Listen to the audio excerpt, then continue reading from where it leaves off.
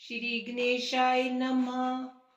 श्री पार्वती उवाच नमस्तुभ्यं महादेव विश्वनाथ जगद्गुरो। श्रुतं ज्ञानं महादेव नानातन्त्रतवाननत्। इदानीं ज्ञानं महादेव गुह्यस्तोत्रं वद प्रभो। कवचं ब्रूहि मे नाथ मन्त्रचैतन्यकारणम्। मन्त्रसिद्धिकरं गुह्याद् गुह्यं मोक्षदायकम्। श्रुत्वा मोक्षं वाप्नोति ज्ञात्वा विद्यां महेश्वर। श्री शिव उवाच दुर्लभं तारिणी मार्ग दुर्लभं तारिणी पदं। मन्त्रार्थ मंत्र चैतन्यं दुर्लभं शव साधनम्। शमशान साधनं योनि साधनं ब्रह्म साधनं।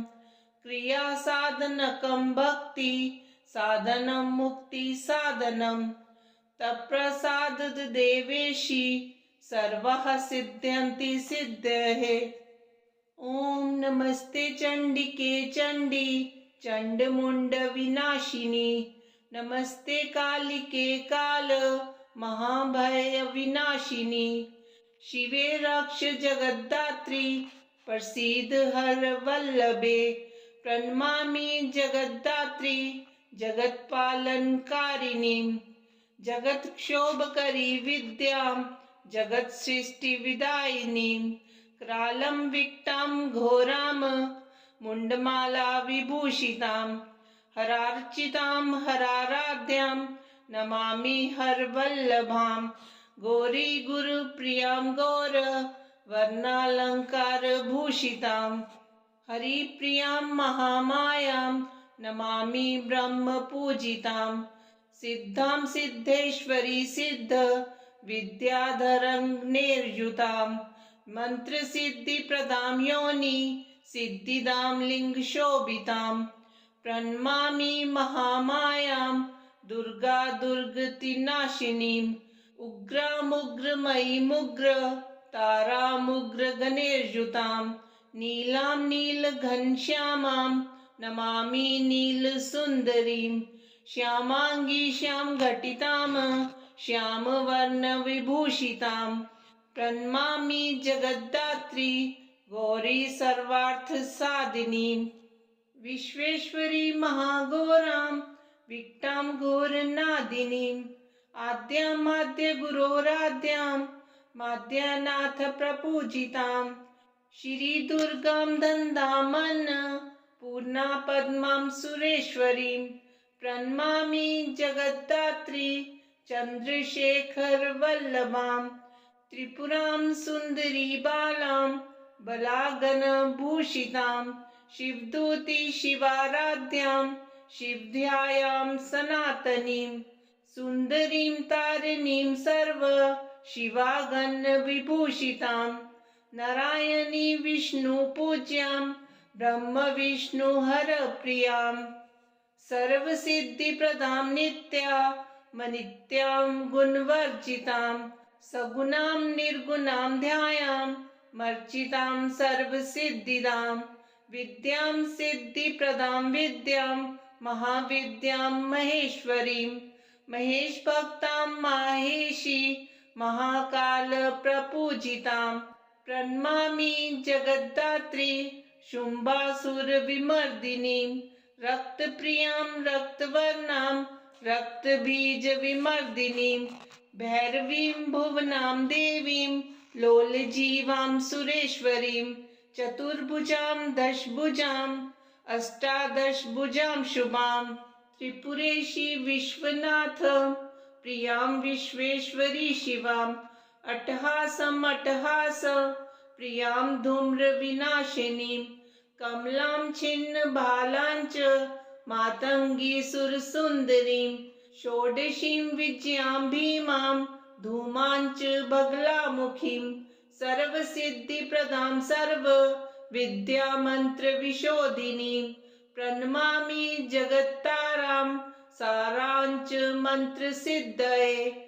इत्येवं च वरारोहे स्तोत्रं सिद्धिकरं परम्।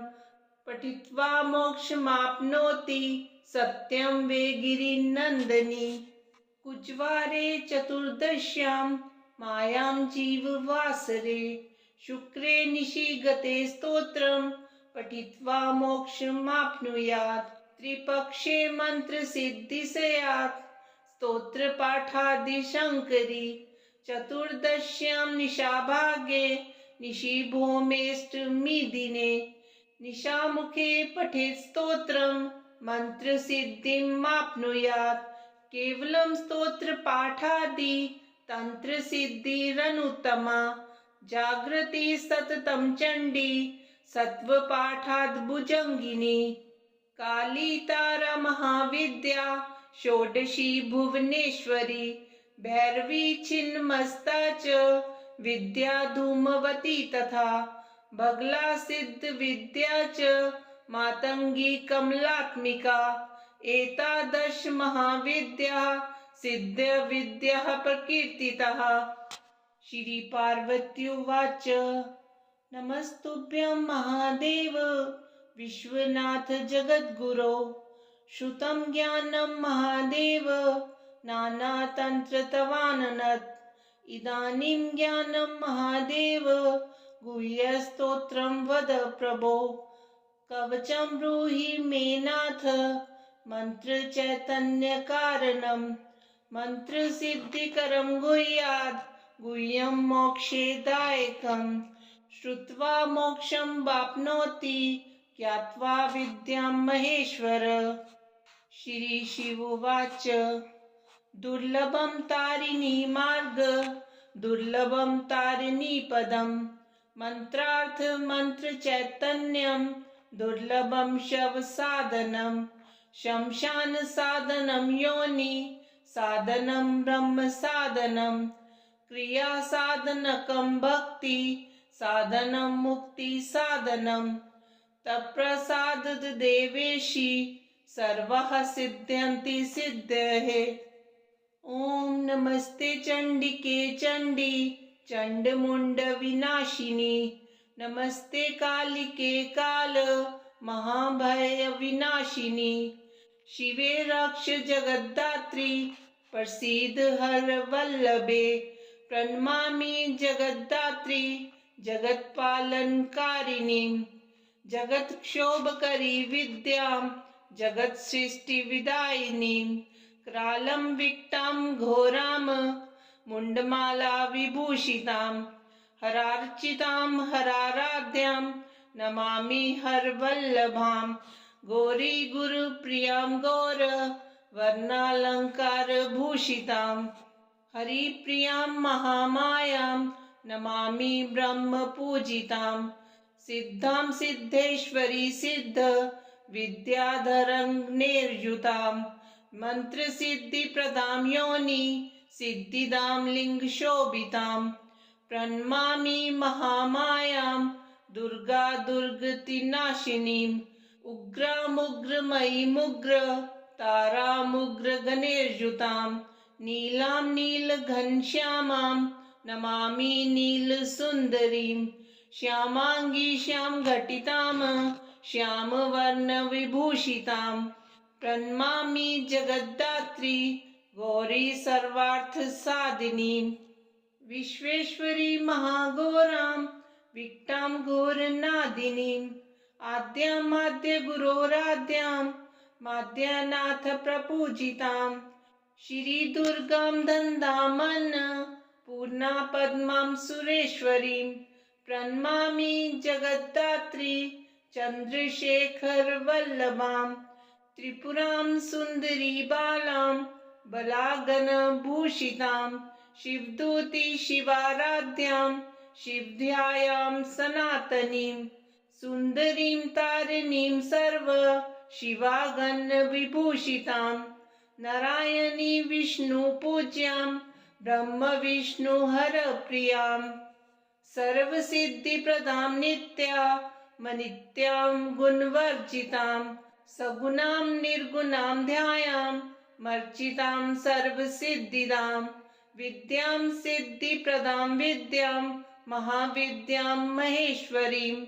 महेश भक्तां माहे महाकाल प्रपूजितां प्रणमामि जगद्धात्री शुम्भासुरविमर्दिनीं रक्तप्रियां रक्तवर्णां रक्तबीजविमर्दिनीं भैरवीं भुवनां देवीं लोलजीवां सुरेश्वरीं चतुर्भुजां दशभुजां अष्टादशभुजां शुभां त्रिपुरेशी विश्वनाथ प्रियां विश्वेश्वरी शिवाम् अट्टहासम् अट्टहास प्रियां धूम्रविनाशिनीं कमलां छिन्नबालां च मातङ्गी सुरसुन्दरीं षोडशीं विजयां भीमां धूमां च बगलामुखीं सर्वसिद्धिप्रदां सर्वविद्यामन्त्रविशोधिनीं प्रणमामि जगत्तारां साराञ्च मन्त्रसिद्धये इत्येवञ्च वरारोहे स्तोत्रं सिद्धिकरं परं पठित्वा मोक्षमाप्नोति सत्यं वे गिरिनन्दिनी कुजवारे चतुर्दश्यां मायां जीववासरे शुक्रे निशिगते स्तोत्रं पठित्वा मोक्षमाप्नुयात् त्रिपक्षे मन्त्रसिद्धि स्यात् स्तोत्रपाठादिशङ्करी चतुर्दश्यां निशाभागे निशिभौमेऽष्टमी दिने निशामुखे पठेत् स्तोत्रं मन्त्रसिद्धिमाप्नुयात् केवलं स्तोत्रपाठादि तन्त्रसिद्धिरनुत्तमा जागृति सततं चण्डी सत्वपाठाद्भुजङ्गिनी काली तारा महाविद्या षोडशी भुवनेश्वरी भैरवी छिन्नमस्ता च विद्या धूमवती तथा बगला सिद्ध विद्या च मातंगी कमलात्मिका एतादश महाविद्या सिद्ध विद्या प्रकीर्तितः। श्री पार्वती उवाच नमस्तुभ्यं महादेव विश्वनाथ जगद्गुरो श्रुतं ज्ञानं महादेव नानातन्त्रतवाननत् इदानीं ज्ञानं महादेव गुह्यस्तोत्रं वद प्रभो कवचं ब्रूहि मे नाथ मन्त्रचैतन्यकारणं मन्त्रसिद्धिकरं गुह्याद् गुह्यं मोक्षदायकं श्रुत्वा मोक्षं वाप्नोति ज्ञात्वा विद्यां महेश्वर। श्री शिवोवाच दुर्लभं तारिणी मार्ग दुर्लभं तारिणी पदं मंत्रार्थ मंत्र चैतन्यं दुर्लभं शव साधनं शमशान साधनं योनि साधनं ब्रह्म साधनं क्रिया साधनकं भक्ति साधनं मुक्ति साधनं तत्प्रसाद देवेशी सर्वः सिद्ध्यन्ति सिद्धयः।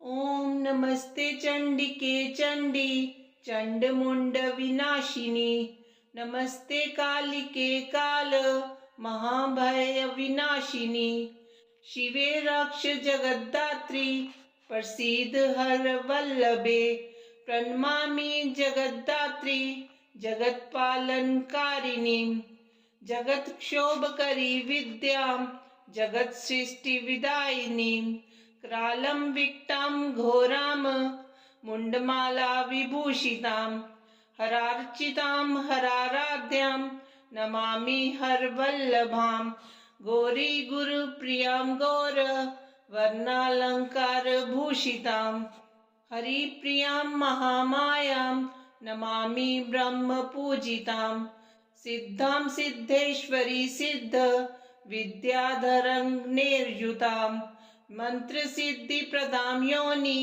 सिद्धिदां लिंग शोभितां प्रणमामि महामायां दुर्गा दुर्गतिनाशिनीं उग्रमुग्रमयीमुग्र तारामुग्र गणेर्युतां नीलां नीलघनश्यामां नमामि नीलसुन्दरीं श्यामांगी श्याम घटितां श्यामवर्ण विभूषितां प्रणमामि जगद्धात्री गौरी सर्वार्थ साधिनीं विश्वेश्वरी महाघोरां विक्टां घोरनादिनीम् आद्यामाद्य गुरोराद्यां माद्यानाथ प्रपूजितां श्रीदुर्गां दन्दामन्नपूर्णा पद्मां सुरेश्वरीं प्रणमामि जगद्धात्री चन्द्रशेखरवल्लभां त्रिपुरां सुन्दरी बालां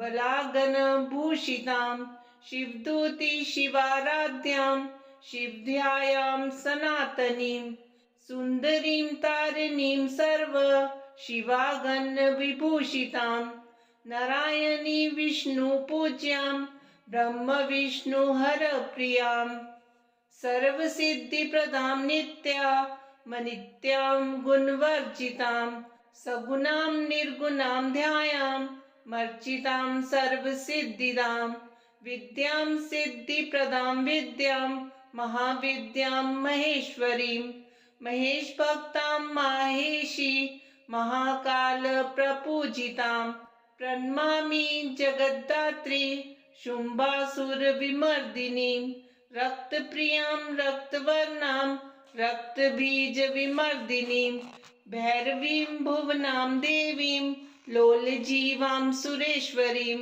चतुर्भुजां दशभुजां अष्टादशभुजां शुभां त्रिपुरेशी विश्वनाथ प्रियां विश्वेश्वरी शिवां अट्टहासम् अट्टहास प्रियां धूम्रविनाशिनीं कमलां छिन्नबालां च मातङ्गी सुरसुन्दरीं षोडशीं विजयां भीमां धूमां च बगलामुखीं सर्वसिद्धिप्रदां सर्वविद्यामन्त्रविशोधिनीं प्रणमामि जगत्तारां साराञ्च मन्त्रसिद्धये इत्येवञ्च वरारोहे स्तोत्रं सिद्धिकरं परं पठित्वा मोक्षमाप्नोति सत्यं वे गिरिनन्दिनी कुजवारे चतुर्दश्यां मायां जीववासरे शुक्रे निशि गते स्तोत्रं पठित्वा मोक्षमाप्नुयात्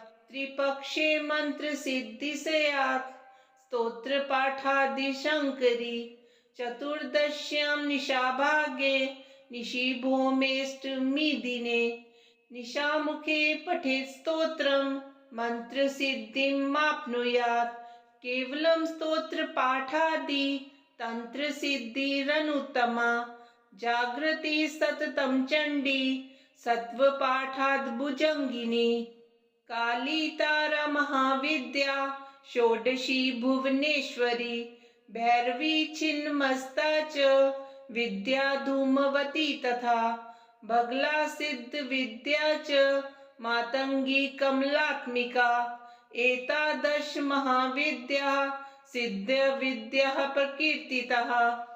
श्री पार्वत्युवाच नमस्तुभ्यं महादेव विश्वनाथ जगद्गुरो श्रुतं ज्ञानं महादेव नानातन्त्रतवाननत् इदानीं ज्ञानं महादेव गुह्यस्तोत्रं वद प्रभो कवचं ब्रूहि मे नाथ मन्त्रचैतन्यकारणं मन्त्रसिद्धिकरं गुह्यात् गुह्यं मोक्षदायकं श्रुत्वा मोक्षं वाप्नोति ज्ञात्वा विद्यां महेश्वर।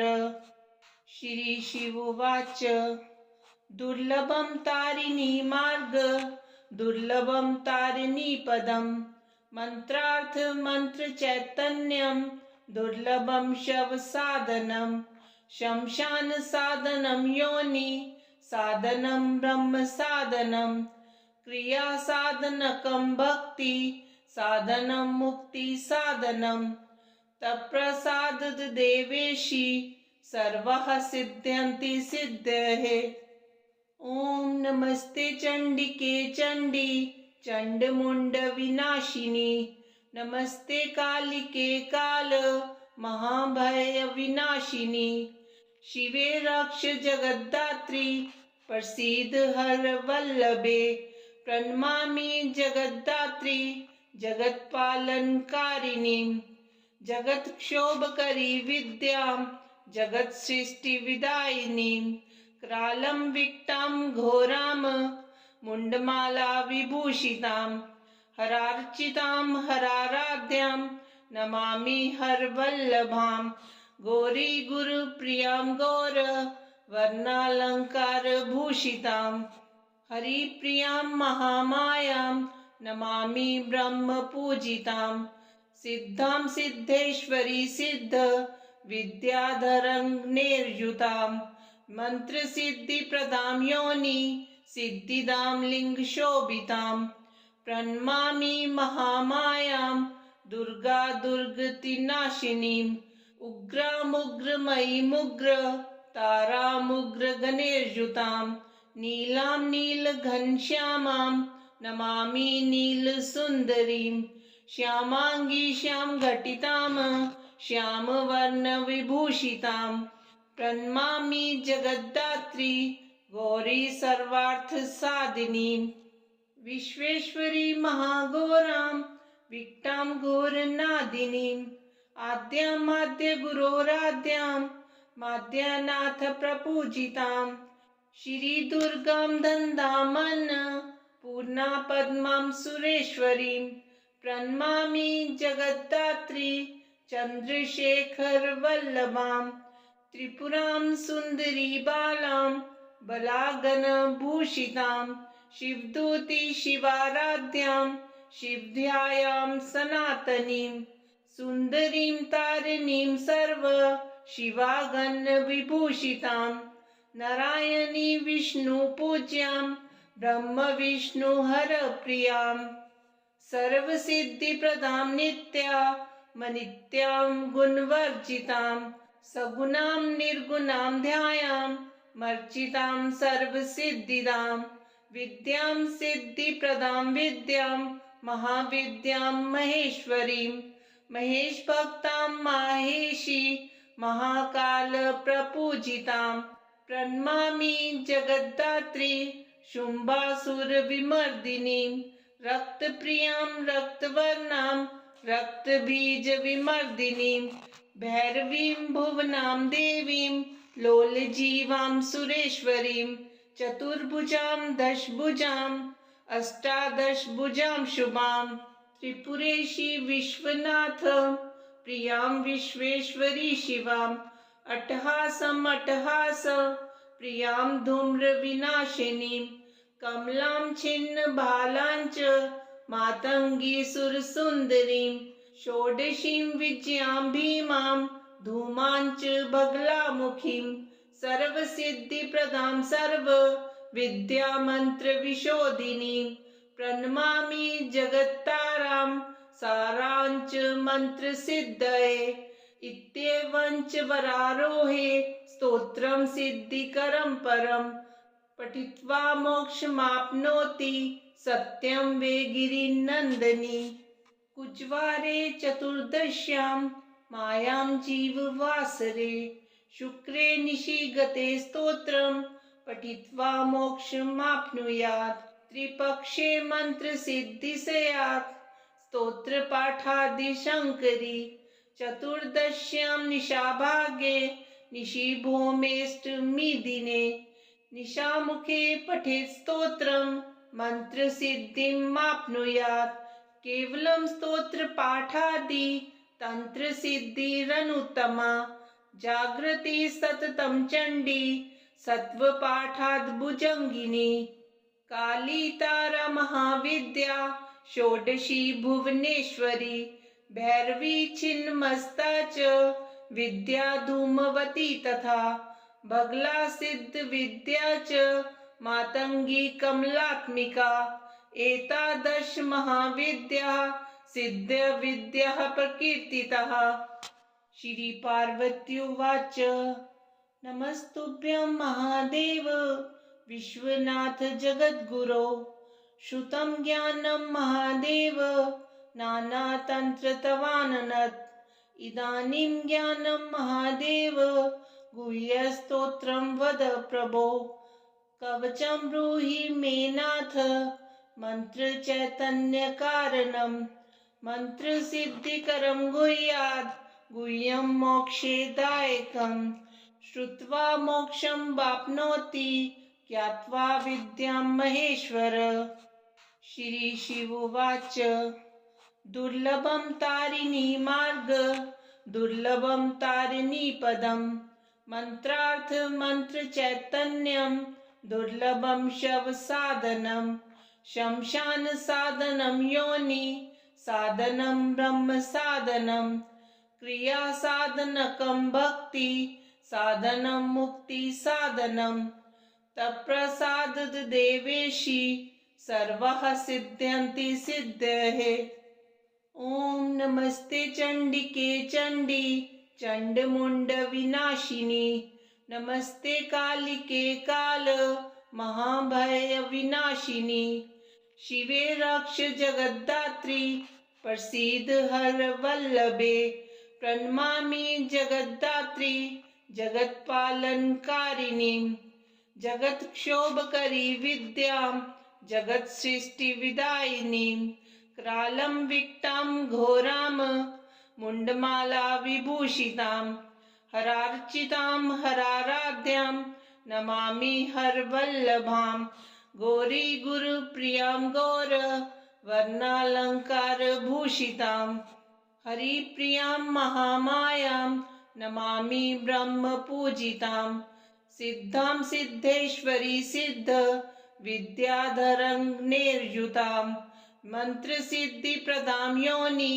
सिद्धिदां लिंग शोभितां प्रणमामि महामायां दुर्गा दुर्गतिनाशिनीं उग्रामुग्रमयी मुग्र तारामुग्र गणेर्युतां नीलां नीलघनश्यामां नमामि नीलसुन्दरीं श्यामांगी श्याम घटितां श्यामवर्ण विभूषितां प्रणमामि जगद्धात्री गौरी सर्वार्थ साधिनीं विश्वेश्वरी महाघोरां विक्टां घोरनादिनीं आद्यामाद्य गुरोराद्यां माद्यानाथ प्रपूजितां श्री दुर्गां दन्दामन पूर्णा पद्मां सुरेश्वरीं प्रणमामि जगद्धात्री चंद्रशेखर वल्लभां त्रिपुरां सुंदरी बालां बलागण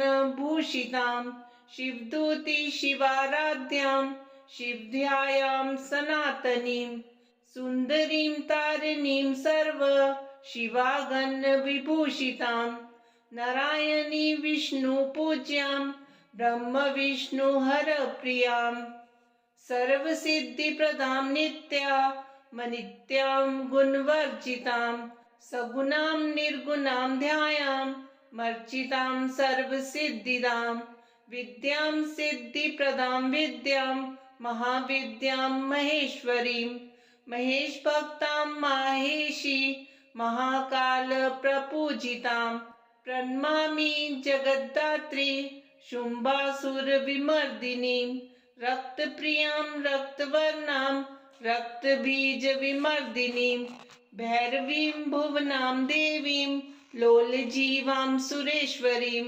चतुर्भुजां दशभुजां अष्टादशभुजां शुभां त्रिपुरेशी विश्वनाथ प्रियां विश्वेश्वरी शिवां अट्टहासं अट्टहास प्रियां धूम्र विनाशिनीं कमलां छिन्न भालां च मातंगी सुरसुंदरीं षोडशीं विजयां भीमां धूमां च बगलामुखीं सर्वसिद्धिप्रदां सर्व विद्यामन्त्र विशोधिनीं प्रणमामि जगत्तारां सारांच मंत्रसिद्धये इत्येवं च वरारोहे स्तोत्रं सिद्धिकरं परं पठित्वा मोक्षमाप्नोति सत्यं वे गिरिनन्दिनी कुजवारे चतुर्दश्यां मायां जीववासरे शुक्रे निशि गते स्तोत्रं पठित्वा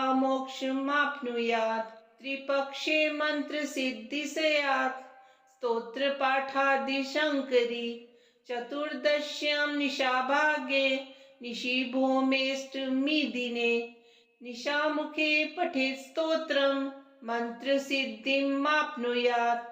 केवलं स्तोत्रपाठादि तन्त्रसिद्धिरनुत्तमा। जागृति सततं चण्डी सत्त्वपाठाद्भुजङ्गिनी। काली तारा महाविद्या षोडशी भुवनेश्वरी। भैरवी छिन्नमस्ता च विद्या धूमवती तथा। बगला सिद्ध विद्या च मातंगी कमलात्मिका। एतादश महाविद्या सिद्ध विद्या प्रकीर्तितः।